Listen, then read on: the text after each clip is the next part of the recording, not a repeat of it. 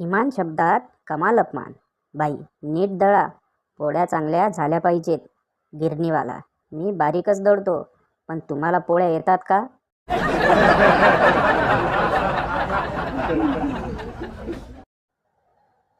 शाळेमध्ये सामान्य ज्ञानाचा तास.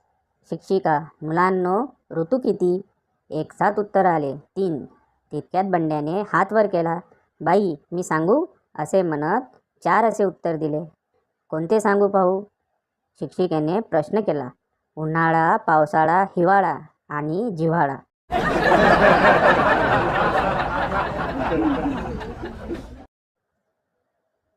एक खवचट म्हातारा दातांच्या डॉक्टरकडे गेला. खुर्चीवर बसल्यावर डॉक्टरांनी त्याला मोठा आ करायला सांगितला.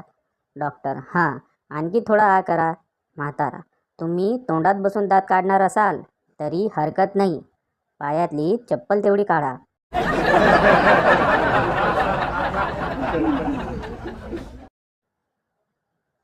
एक वयोवृद्ध गृहस्थ नुकतेच पुण्यात स्थायिक होते.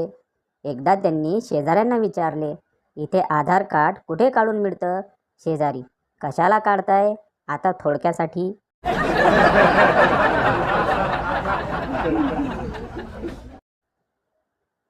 दोस्त, तेरी बीवी कुछ कहती नहीं जब शाम को दारू पीकर घर जाता है?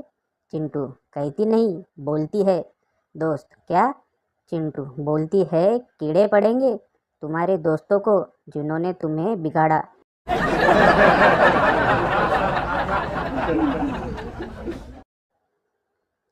बंड्याचा फोन वाजला.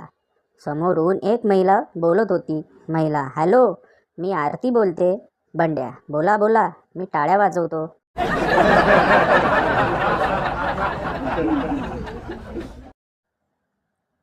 भरधाव सुटलेल्या बसचा ड्रायव्हर स्टेअरिंगवर मूठ आपटत म्हणाला, एकही मोठं झाड उरलं नाही या रस्त्यावर.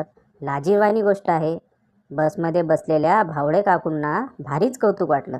त्या म्हणाल्या, अय्या, पर्यावरणाचा किती विचार करता तुम्ही. छान ह.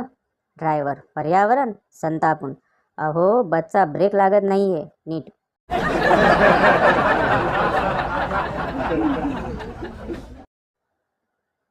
बायको, समोरच्या घरात नवरा बायकोंमध्ये भांडण सुरू आहे. तुम्ही एकदा जाऊन बघा ना. नवरा, मी एकदा दोनदा गेलो होतो, त्यावरूनच भांडण सुरू आहे.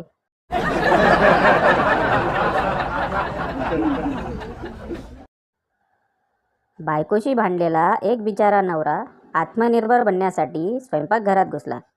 घरी असलेले 4 ब्रेड भाजले आणि त्यानं त्यावर हिरवी चटणी लावून खाल्ले. 1 तास झाला बिचारा नवरा एका कोपऱ्यात गप्प बसून आहे. त्याची बायको त्याला वारंवार विचारते, मेहंदी भिजवून किचनमध्ये ठेवली होती, कुठे गेली?